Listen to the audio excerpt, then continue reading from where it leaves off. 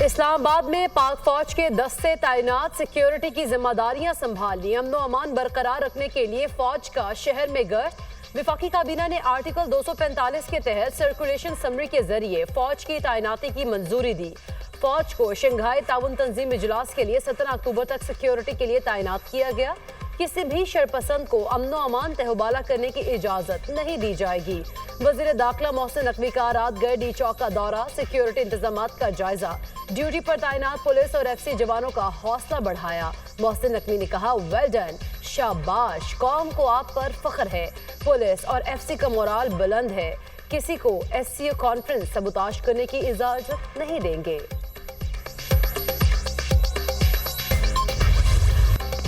تحریک انصاف کا اسلام آباد میں احتجاج، مختلف مقامات پر پولیس اور پی ٹی آئی کارکنان میں جھڑپیں۔ وفاقی پولیس کا کریک ڈاؤن، ڈی چوک پہنچنے والے درجنوں کارکنان کو گرفتار کر کے مختلف تھانوں میں بند کر دیا۔ پولیس نے بانی پی ٹی آئی کی بہنوں علیمہ خان اور عظمیٰ خان کو بھی گرفتار کر لیا۔ دونوں بہنیں ویمن تھانے منتقل۔ فیض آباد میں پولیس اور پی ٹی آئی کارکنان آمنے سامنے۔ ایکسپریس وے پر بھی پی ٹی آئی کارکنان اور پولیس کے درمیان آنکھ مچولی جاری۔ موٹر وے کٹی پہاڑی کے مقام پر علی امین گنڈاپور کے قافلے اور پولیس میں تصادم۔ پولیس کی جانب سے کارکنان کو پیش قدمی سے روکنے کی کوشش۔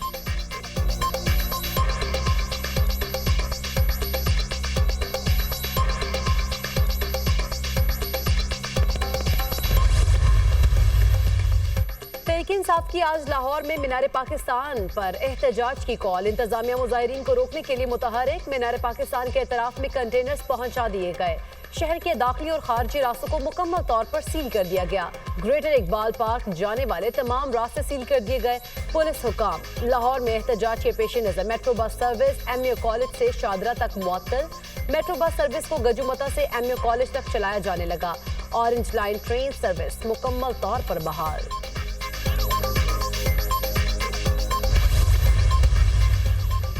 پہلے بھی کہا تھا، تبدیلی کا جذبہ، تبدیلی کا جنون، انا للہ و انا الیہ راجعون۔ آج پوری قوم نے دیکھا کہ چند سو کی ٹولیوں میں انقلاب تھوڑی دیر کے لیے ابھرا اور پھر اپنے منطقی انجام کو پہنچ گیا۔ وزیر اطلاعات عطا تارڑ کا ایکس پر پیغام، کہا گنڈاپور اپنے صوبے پر توجہ دیں۔ خیبر پختونخوا کے عوام کی خدمت ان کی ترجیحات میں شامل ہی نہیں، ان کی کارکردگی اور صلاحیت بھی صفر ہے۔ گنڈاپور آباد نہیں آئے گا۔ میں نے تو کہا جو ڈی چوک کی جو بات ہے نا، ڈی چوک نہیں آئے گا۔ ڈی چوک نہیں آئیں گے۔ یہ ایک اتنی بڑی نااہل نکمی پن ہوگا جو میں نہیں سمجھتا اچھا کہ یہ ہو سکتا ہے، کیونکہ یہ تو آپ ان کی پلیٹ میں رول آؤٹ کر رہے ہیں گورنر راج والی آپشن۔ دیر از نو پاسبلٹی، اور اگر پاسبلٹی کسی نے بات کرنے کی کوشش کی گورنمنٹ کے تھے تو میں ان سے کہوں گا خود خدا را کو عقل کریں، ٹھیک ہے، سیاسی شہید نہ بنائیں۔ کل ہی کہہ دیا تھا علی امین گنڈاپور ڈی چوک نہیں آئیں گے۔ کیا اسلام آباد آ کر ملک فتح کر لیں گے؟ پی ٹی آئی کو لاشیں چاہیے، اب انہیں لاشیں نہیں ملیں گی۔ بانی پی ٹی آئی احتجاج میں اپنے بچوں کو بلائیں۔ احتجاج میں عمر ایوب سمیت باقی لیڈر کدھر ہیں؟ پی ٹی آئی طوفان نہیں، پانی کا بلبلہ ہے۔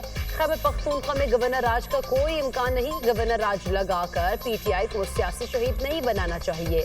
بانی پی ٹی آئی کا جیل سے نکلنا ناممکن ہے۔ فیض حمید کا کورٹ مارشل ہو رہا ہے اور ان کو سزا بھی ہوگی۔ 21 اکتوبر کو ملک کے بہت سارے مسائل سیدھے ہو چکے ہوں گے۔ سینیٹر فیصل وابڈا کی دنیا نیوز کے پروگرام ٹونائٹ وتھ سمر عباس میں گفتگو۔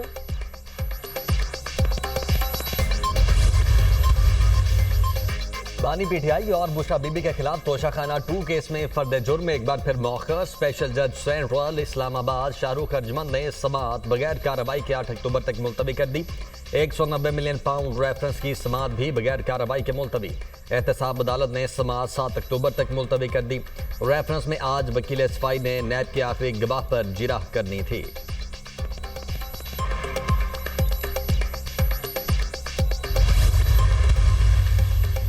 پاکستان اور بھارت کے تعلقات میں بڑی برف پگھلنے لگی۔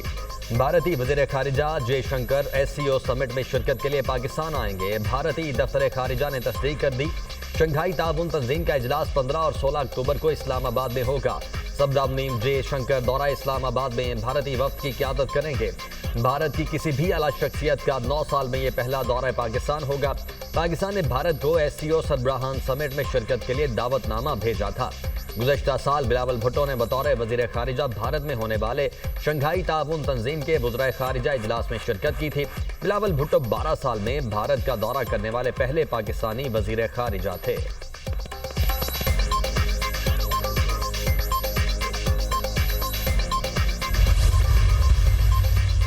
وزیر اعظم سے بلاول بھٹو اور امیر جماعت اسلامی حافظ نعیم الرحمان کی ملاقات۔ اسرائیلی مظالم کے شکار فلسطینیوں کے لیے 7 اکتوبر کو یوم یکجہتی منانے کا فیصلہ۔ قومی سطح پر اسرائیلی جارحیت کے خلاف بھرپور آواز اٹھائی جائے گی۔ وزیر اعظم کی میزبانی میں غزہ کی صورتحال پر آل پارٹیز کانفرنس بلانے کا بھی فیصلہ۔ یوم یکجہتی فلسطین اور آل پارٹیز کانفرنس کے لیے کمیٹی کے قیام کی منظوری۔ نائب وزیر اعظم اسحاق ڈار، سعد رفیق، سینیٹر شہری رحمان اور نییر بخاری شامل۔ بلاول بھٹو کا صدر اور وزیر اعظم کی اے پی سی کی میزبانی کے فیصلے کا خیر مقدم۔ پوری قوم کو سامراجی صہیونی ایجنڈے کے خلاف ایک آواز میں بولنا چاہیے۔ غزہ میں قتل عام سے شروع ہونے والی جنگ کا پورے خطے کو اپنی لپیٹ میں لینے کا خطرہ ہے۔ پی پی چیئرمین بلاول بھٹو۔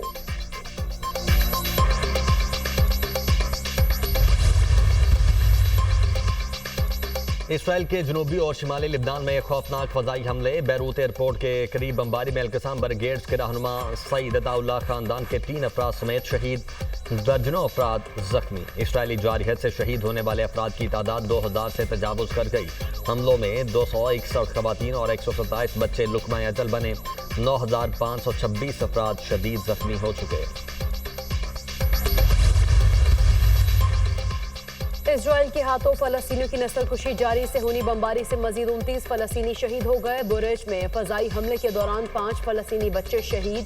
تلکریم میں شہید ہونے والے 18 فلسطینیوں کی نماز جنازہ ادا کر دی گئی۔ شہداء کی مجموعی تعداد 41,788 ہو گئی۔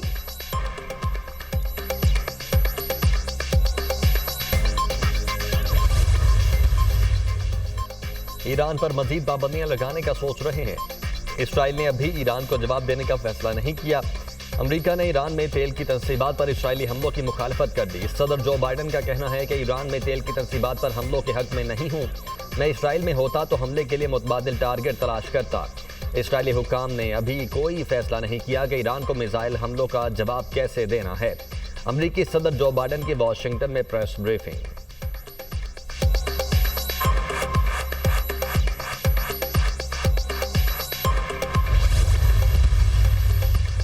حسن نصر اللہ کو خفیہ مقام پر دفنا دیا گیا۔ مغربی میڈیا کا دعویٰ، نماز جنازہ میں شریک افراد پر اسرائیلی حملے کے خدشے کے پیش نظر حسن نصر اللہ کی تدفین خفیہ کی گئی۔ حزب اللہ نے مغربی میڈیا کے دعوے کی تردید کر دی۔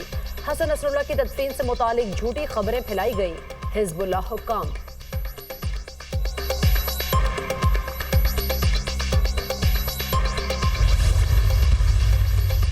لبنان اور غزہ پر اسرائیلی حملوں کے خلاف بنگلہ دیش، عراق اور اردن میں احتجاج۔ مظاہروں میں ہزاروں افراد کی شرکت۔ اسرائیل مشرق وسطیٰ میں مسلمانوں کی خون ریزی کر رہا ہے۔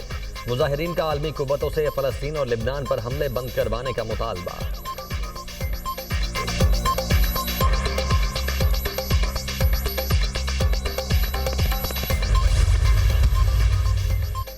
دنیا اس وقت حالت جنگ میں ہے۔ دہشت گرد اسرائیل اور امریکہ کو نہ روکا گیا تو جنگ ایشیا تک پہنچ جائے گی۔ اقوام متحدہ کے لیے شرم کا مقام ہے۔ امریکہ اور یورپی ملک انسانیت کے چیمپئن بنتے ہیں۔ فلسطین میں ظلم کے پہاڑ توڑے گئے۔ غزہ دنیا کی سب سے بڑی کھلی جیل بن چکی ہے۔ اسرائیل کو کوئی لگام دینے والا نہیں۔ امیر جماعت اسلامی حافظ نعیم الرحمان کا کارکنان سے خطاب۔ Chairman joint chief of staff سے روسی مسلح افواج کے deputy chief of general staff کی ملاقات۔ دو طرفہ دفاعی تعاون اور سیکیورٹی کے شعبے میں تعاون بڑھانے پر غور۔ علاقائی امن اور استحکام کی صورتحال پر بات کی گئی۔ روسی ڈیپٹی چیف آف سٹاف نے مسلح افواج کی پیشہ ورانہ صلاحیتوں کو سراہا۔ دہشت گردی کے خلاف مسلح افواج کی قربانیوں کو تسلیم کیا۔ ISPR۔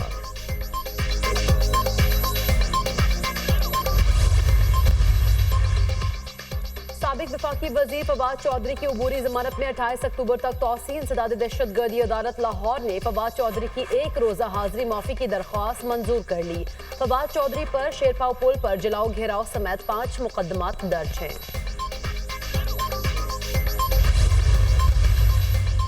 ملک میں بارشوں کی نوید۔ آج سے 8 اکتوبر کے دوران چترال، دیر، سوات، شانگلہ، مالاکنڈ، سوابی میں بارش کی پیش گوئی۔ 7 अक्टूबर तक मरी, गलियात और वस्ती पंजाब में भी बादल बरसेंगे। बलोचिस्तान में कोयटा, जोब, लसबेला में बारिश की तवक्को। बलोचिस्तान के मुख्तलिफ अजला में कल से 7 अक्टूबर तक बारिशें मुतवक्के। PDMA का अलर्ट जारी।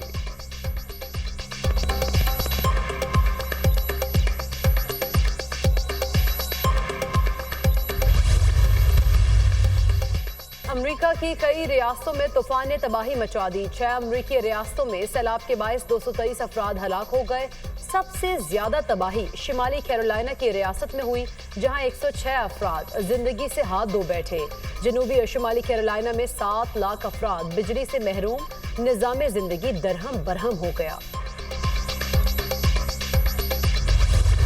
पाकिस्तान समेत दुनिया भर में असातिज़ा का दिन आज मनाया जा रहा है। आज का दिन हमारे उन रहबरों के नाम जिन्होंने हम जैसे बेशऊर पुतलों को शऊर देकर इंसान बनाया। असातिज़ा इखलाकी, फिक्री और समाजी तरक्की के मामार हैं। असातिज़ा इकराम के अनमोल किरदार को इज्जत देने और उनकी ग्रां कदर खिदमत पर खिराज तहसीन पेश करने के लिए ये दिन मुकर्रर किया गया। पाकिस्तान के मायानाज बॉक्सर मोहम्मद वसीम ने आर्मी रैंकिंग फाइट जीत ली। मोहम्मद वसीम ने जॉर्जिया के जाबा मेमशी को तीसरे राउंड में नॉकआउट कर दिया। मोहम्मद वसीम नॉकआउट के जरिए अपनी 9 फाइट्स जीत चुके हैं। मजमूई तौर पर मोहम्मद वसीम के पास 15 प्रोफेशनल फाइट्स का रिकॉर्ड है।